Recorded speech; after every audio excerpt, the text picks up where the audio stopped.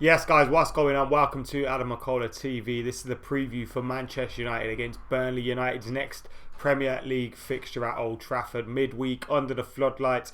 Doesn't get anything like it, but United need to bounce back from defeat against Liverpool, and it's obviously been made more difficult by the news that Marcus Rashford is out for the foreseeable future. But just before we have done this video, we've also heard news that Victor Lindelof could also be missing this game through illness.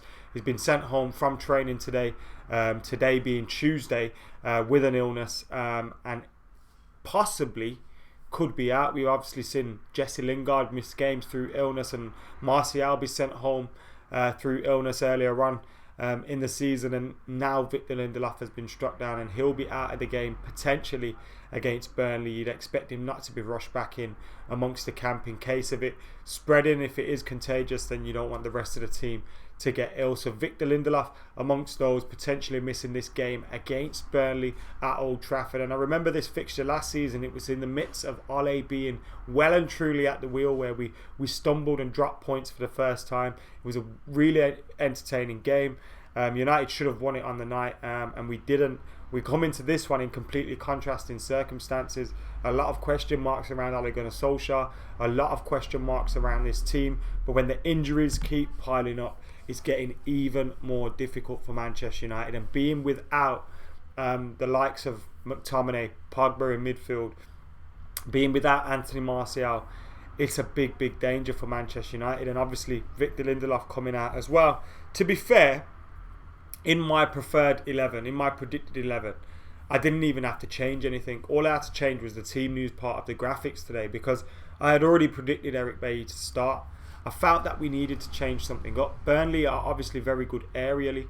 I felt against Liverpool, that's not to say, Victor Lindelof's is a disaster aerially, but I felt he let us down in terms of he should have cleared the ball before Van Dijk got the header. Maguire tries to come across and save him. Doesn't work out, and we concede the goal from a set piece. And I just feel Burnley are going to be very good at set pieces, and that's going to be where probably most of their opportunities come from. They've got two big figures in Chris Wood and obviously Jay Rodriguez up top. Ashley Barnes is out for them, I believe. So when you look at that, we need to be strong aerially now. Eric Bailly hasn't played much games. He hasn't played many games at all. Obviously he's had that behind closed doors friendly. He's had a game for the under-23s, but I'd stick him in this game. You've got to get him back sooner rather than later. You could have someone on the bench in case we need to take him off after 60-70 minutes if he tires, but I would play Eric Bailly. For me as well, I got criticised for saying this on another video, but Eric Bailly is United's best centre-half when fit and in form for me, and I think he'd possibly be the best partner for Harry Maguire as well. After Harry Maguire's been given the captaincy, it's pretty obvious he's going to be one of the main names on the team sheet. He's going to be one of the first names on the team sheet. But we need a partner for him, and I think Eric Bailly could be the perfect foil to him. Victor Lindelof and Maguire do try and do the same things, and like Paul said in the Full-Time Devils preview, like they kind of bring the worst out of each other. Maybe if we can get that foil for either of them, when you need to give Maguire a rest, you play Lindelof and play Bailly or whoever alongside Bailly or Twanzebe alongside them. I think that could be a better balance at the heart of the defence. Also, I'm not writing off Victor Lindelof yet. You have to look at the fact that the midfield isn't helping either. The midfield isn't obviously giving us that protection in front of the back four, or the back three, or the centre halves, whoever it is. We're not protecting them enough, and we need to protect them more. So with that being said, I'm not writing Victor Lindelof off. We've seen what can happen when you write players off. We've ripped Fred off, and I think he's obviously come and his performances have improved this season, and he's looking like there's a player in there. Victor Lindelof, I believe there is a player in there. We've seen his form. I thought last season he was probably just behind Paul Pogba for my player of the season last year, and I thought he looked really good last season. This season he's been up and down. He's had good games, he's had bad games. He's not been consistently poor. And I think Maguire the same alongside him. The only reason I would say that you bring Lindelof out is because Maguire does have that armband, and obviously with Maguire being £80 million, with Maguire being an Ole Gunnar Solskjaer signing, you'd expect him to build a team around those players and Harry Maguire to be his captain. kind of makes sense. Hope you're doing well, guys. In the comments, I can see you all. We got Mini, Ione's Legacy, Michael, Ravi, Elisco, Ross, and plenty of others in the comments as well. Man United HQ, Mo Wadder's back. So thank you all for tuning in to the preview for the Burnley game. Make sure you're keeping your comments coming in as well ahead of the game. Obviously, we'll be discussing all that. The team news at this moment in time is obviously Anthony Martial is out. Sorry, not Anthony Martial. Marcus Rashford. Pray to God Anthony Martial is not out. Touchwood. Marcus Rashford is out for Manchester United. Scott McTominay, Paul Pogba, Victor Lindelof, a possibility of being out. So we're down to the bare bones. And you know what's mad, yeah? You've got to say, getting 4 or 5 injuries in a season isn't to be unexpected. You have to kind of account for that. You have to prepare for injuries. So it's not even an injury crisis that we have. The crisis is that injuries have hit pretty much all our best players in certain positions. But when you look at it, you're going to get injuries in a season. The fact that we had such a paper-thin squad in the first place was the issue. And like I said at the start of the season, it was something that was going to come back to haunt us. Little did I know Martial gets injured straight away. Pogba gets injured. And now Rashford injured. It's difficult. But we somehow need to find a result. And I do still think we've got enough to win this game. I'd love to see Angel Gomez involved from the bench or even possibly starting. But I think Juan Mata will definitely start. I think Anthony Martial will start. Mason Greenwood will probably start, which leaves one other position. Now, Andreas Pereira probably fill that position, or Daniel James. So with that being said, I don't think Angel Gomez would start, but I would like to see him being given some game time. I think this could be the kind of game for him. Juan Mata has been very good in the games that he's started recently. Obviously scoring the goal to win the game in the Cup and creating 2 goals in the game against Norwich. We need his kind of creativity in there, him picking out the passes. But we also need someone to grab the ball by the horns, grab responsibility in this game. I felt Anthony Martial tried to do that against Liverpool, but we need someone to do this against Burnley. And whether it's Anthony Martial or someone else, we've seen, Marcus Rashford is usually the guy to step up and kind of just start attacking and start setting the tempo and setting the pace for United, and we need someone else to do that. But we also need to create for Anthony Martial and the players who are going to be in those attacking positions. Juan Mata can do that. Fingers crossed Andreas Pereira can. But I feel Angel Gomez should be getting a start, or should be close to getting a start, if only his contract issue was sorted. So that's where I'm thinking about the creativity. With Burnley, they're probably going to sit back quite deep. They obviously got a big win against Leicester City. At home, when they're at home, we usually find it a little bit difficult, more easier, because with them being at home, they're forced to come out to us. With us being at home, they're going to be able to sit back a little bit more, hit us on the counter-attack, try and soak up that pressure. And we know what we can be like. Although in recent times, you think of Norwich at home, Brighton at home, Newcastle at home, we have managed to break these teams down. So fingers crossed we can do that again against Burnley. But I'm foreseeing ahead, it's going to be a difficult game. Once we get that breakthrough, though, we could get a few goals, even if it is 0-0 at half time. Once we get that breakthrough, I think it could be 2 or 3. But we do need to be at the races, and we do need to be performing in this game. What do I think about Delo? Says Spesh. Good to have Delo back. It's why I wasn't really bothered with Ashley Young leaving. I wasn't bothered with Ashley Young leaving, Matteo Darmian leaving, because when you look at it, you got Diogo Delo, Ethan Laird, Brandon Williams, Luke Shaw, Aaron Wan-Bissaka. That's 5 fullbacks. Now we know Delo can play on both sides. Ethan Laird can play on both sides. So you've got 2 there that can play on both sides of the pitch in those fullback positions. And then you've obviously got the others that are stuck in a position. Luke Shaw left, Brandon Williams left, and Aaron Wan-Bissaka on the right. So we have got options in those fullback positions. Like Mini says, though, he's just had injury problems, and hopefully can resolve those injury problems very soon. Kareem says he would like to see Delo instead of Wan-Bissaka in this game, which is an interesting one. Obviously, he offers more going forward. Aaron Wan-Bissaka is obviously the better defender, but he offers more going forward. I know I've said Anthony Martial by accident a few times today. I think it was because one of the points that I've got down in front of me is Anthony Martial needs to perform in this game. Obviously, I think he's had a decent season this season, and I think his performance against Liverpool, apart from that chance which he fluffed, which he should have buried, was pretty decent. I'm not going to say it was great. It wasn't great. No one was great, but it was decent. And if we're starting to see an Anthony Martial that is offering more off the ball, offering a lot more off the ball.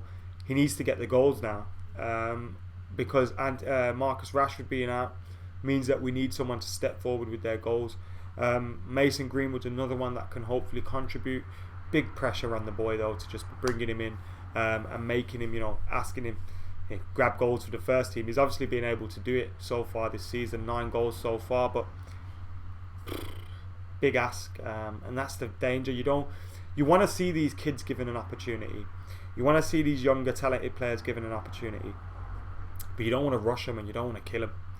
You know what I mean? You don't want to throw them in at the deep end and it's the end of them. You need to take your time with them, and I do think Ollie's done well with Mason Greenwood in terms of just holding him back a little bit, then letting him go, holding him back, letting him go. The Marcus Rashford injury though, it's a devastating, because you look at it and you think, how has that been allowed to happen? How has that been allowed to happen? Like when you look at whether it's the medical team, the manager, whoever's doing the research, the scans, the checkups, and then he's being advised he can play, or he's being allowed to play. Fucking bizarre to me. I really don't get it. Fingers crossed it doesn't have any long-term repercussions for him. Could Hannibal Mejbri be the creative midfielder, says Ashwin.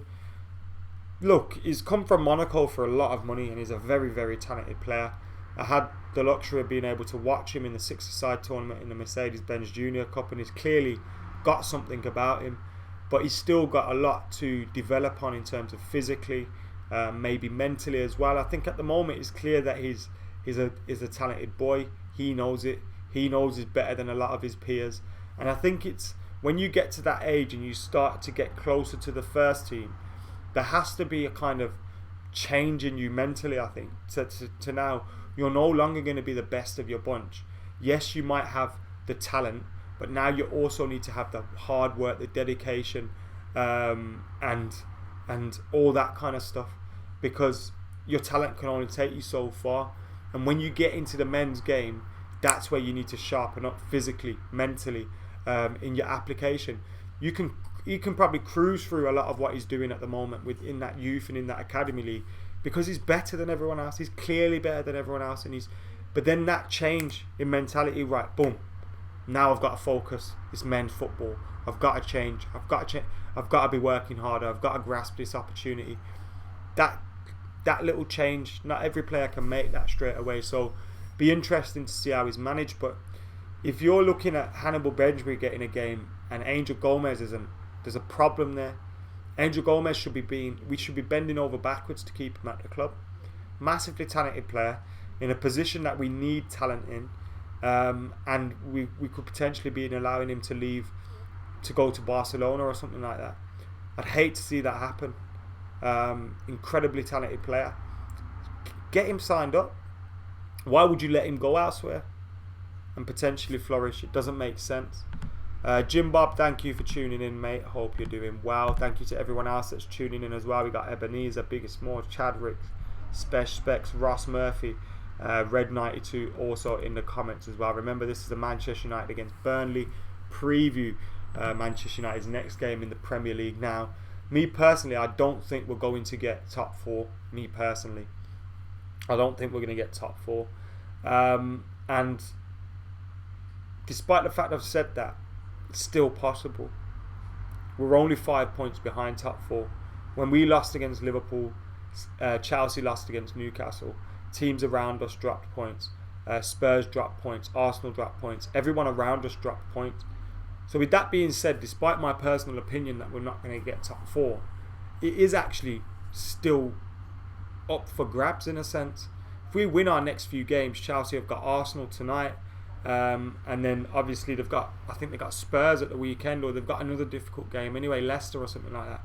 If we win our next few games, we could close that gap.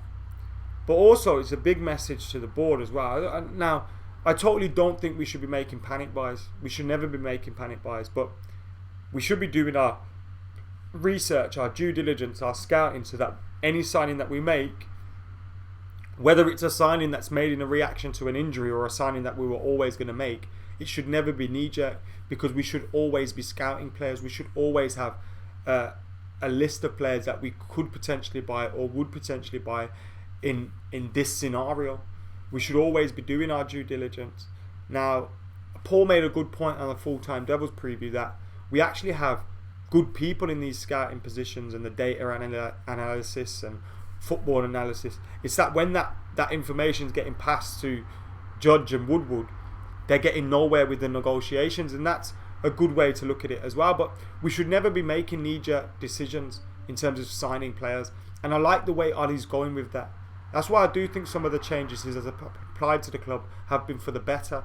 But any signing we make shouldn't be a knee-jerk one. And I say that as a suggestion that our board is ran like poorly. We should always be trying to make deals happen, whether it be with a view to a summer move or a January move. And I just find that there's that lack of action. We're hearing Piatek, Cavani, all these kind of players linked to Man United. We're not signing anyone. It's just not going to happen. It's clear that Ollie is overachieving with the squad, considering the lack of quality and squad depth as Ashwin. That's a good point, and I hear that, but I hear why people are complaining as well. And that's a perfectly valid point, because we're in all competitions and we're fifth in the league. If you would have said that at the start of the season, you would have said, I can see that happening. That's where possibly we should or could be.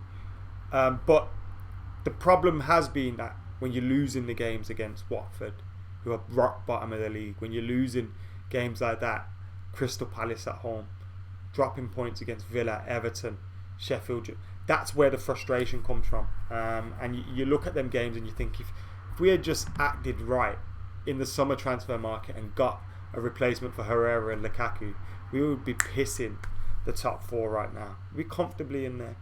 Because look at Chelsea, they've lost so many games and they're still comfortably in the top four. Obviously, it's still quite close, 5 points, 2 games. But if any of the teams below Chelsea, Spurs, United, Arsenal, were acting correctly, they'd be walking it, absolutely walking it. And the fact that we're not is an issue. But signings shouldn't be knee-jerk. We should be making signings that are well thought through at all times. But that doesn't mean we can't make signings in January. That isn't an excuse for them, by the way. That's me pointing out that they're fucking idiots. Anyway, let's move on to predicted 11 time. So I have gone with a David De Gea in goal, Aaron Wan-Bissaka, Maguire, Eric Bailly, Brandon Williams, Matic, Fred, Mata, Greenwood.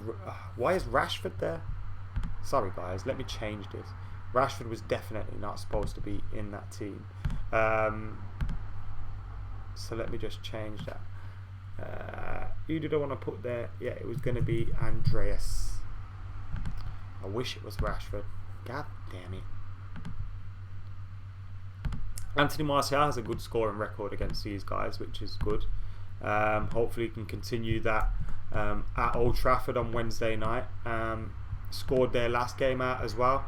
And obviously I've changed that now. So the team is, as I was saying, De Gea, Wan-Bissaka, Maguire, Bailly, Williams, Matic, Fred, Greenwood, Mata, Andreas and Anthony Martial. Like I said, I would like to see Angel Gomez start for Manchester United, but I don't think we will. I'd love to be wrong though. But that's my predicted 11. As I was saying, Lindelof's got an illness. Been quoted as having an illness and gone home from training. Not heard confirmation from Ollie on that, as it wasn't discussed in his press conference. And it came out after the press conference. He did have his press conference today. He said some things which were pretty depressing, to be honest. And I've seen a few of you guys commenting on it. And that's the problem when you can either be Jose Mourinho and burn your house down and say, he's shit, the board's shit, they need to sign me players, everything's crap, we're not going to do anything. You can either be that and I exaggerate a point to make a point. Or you can be Ollie and say, well, it was a difficult game for Liverpool, we're closing the gap, and sounding utterly deluded. You can be one of the two, and like you can be overly negative or overly positive, and you're always going to be wrong. That's why perfect balance is somewhere in the middle, but unfortunately no one's perfect. And I think that's the issue for Ollie. I don't think he's happy behind closed doors. I don't think he's happy with his squad behind closed doors. I don't think he's happy with players' performances behind closed doors.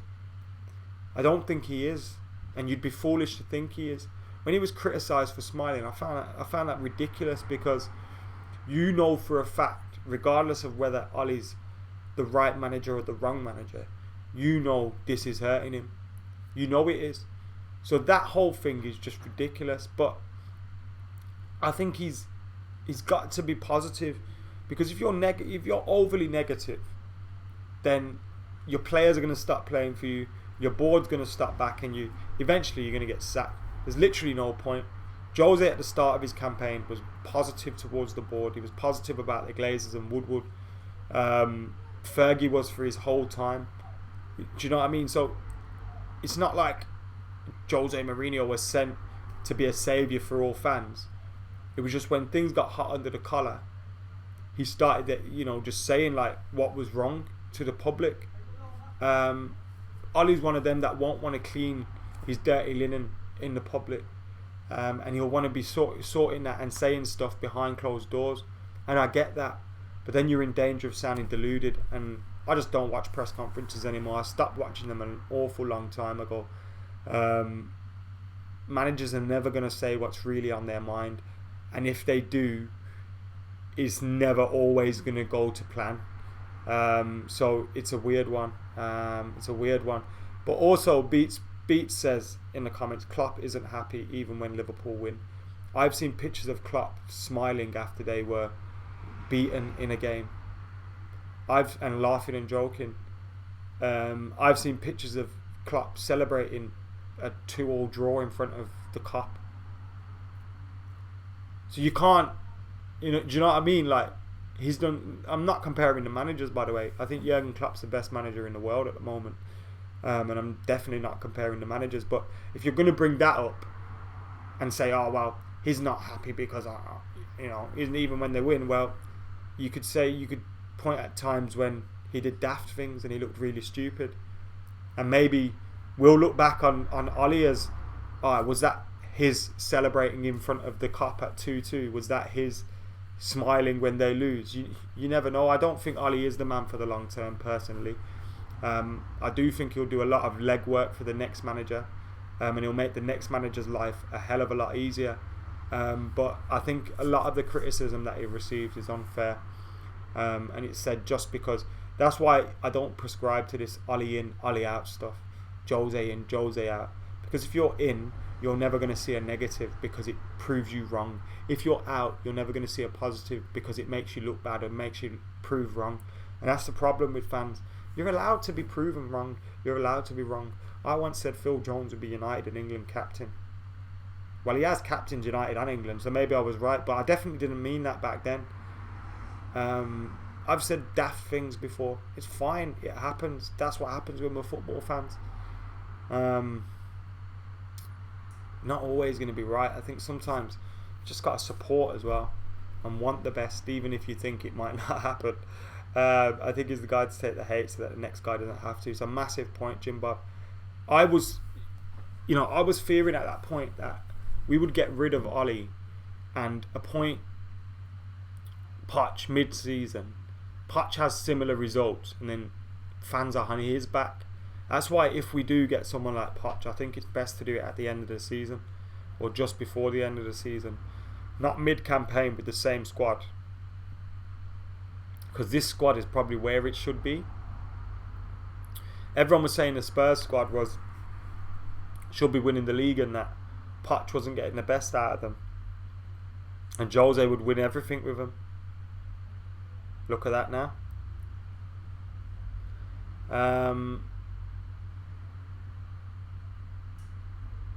Ed's gone is the best news I want to hear. Don't we all want to hear that, Kevin? Calvin, sorry, but it's probably not going to happen, unfortunately. Can we get some of your score predictions in for this game as well? United 1, Burnley 0. Obviously, that's my predicted 11. De Gea, Wan-Bissaka, Maguire, Bailly, Williams, Matic, Fred, Greenwood, Mata, Andreas Pereira and Anthony Martial. I'm going for a Manchester United win, 1-0 with Anthony Martial scoring and continuing his good form against Burnley. Let us know what you guys think in the comments below. Beats talking about our shambles of the board, but I've missed a few comments, so I apologise about that. Don't understand. Comments are moving very quickly. Cannonballer 9 pins says 1-0 United, 2-0 United says Rabs. CM says 1-1. Ross says 1-0. Michael Wood says 2-1. 4-0 says DJ John. Jim Bob John says 2-1. Inner Soul says 2-1. Red 92 says 2-1. Ashwin says 2-0. Kieran wants to know about Ryan Fraser leaving Bournemouth on a free this summer. Would you take him? Probably not. I think Daniel James should be that backup to the first team, and we should improve our first team. I didn't see Gary Neville behind the scenes when commentating at Anfield. Why would Andreas start his awful, says 94. He's saying, I'm not sure if you've noticed, we've got about 13 players. Not much choice. I'd love to see Angel Gomez start. I just don't think it's going to happen, unfortunately. Mubarak says 3-0 United. Peter Jackson says 3-2. Erica says 2-1. Michael Kennedy with the super chat says 1-0 Greenwood. We need something to smile about. We need to smile about something, sorry. Thank you very much for your super chat, Michael. And thank you for your score prediction as well. 1-0 Greenwood would be good, innit? I'm going 1-0 Marshall because we've got a good record against them. But I'd love Mason Greenwood to score as well. And get to 10 goals for the season. We can then have 3 strikers on double figures. That would be nice, wouldn't it? And we're still in January. That wouldn't be bad at all. Are we in for Bellingham, says Ashwin. Duncan Castles and a fair few others have been reporting that we are. I believe Dortmund might be in for him as well. A few other clubs view with a buy to loan kind of offer. But of course, at this moment in time, not heard anything concrete on that. Isn't he like 15, 16, tearing it up in the Championship already? Absolute madness. Everyone is injured. Get your boots, Adam. I'll get my boots. I'll send Ollie that clip of me chipping the goalkeeper at Old Trafford. Maybe he'll let me play then. And if Andreas can still do it, then maybe. That's a bit sad, that. Anyway, guys, thank you for tuning in to AdamMcKola TV. I absolutely adore every single last one of you. Make sure you're liking, commenting, sharing and subscribing. Make sure you're keeping the faith as well. And remember, I have been AdamMcKola. I'm going to get out of here, but before I do, just a reminder that we will have the live reaction outside Old Trafford after the match tomorrow. So make sure you keep it locked for that. But for now, I'm out of here.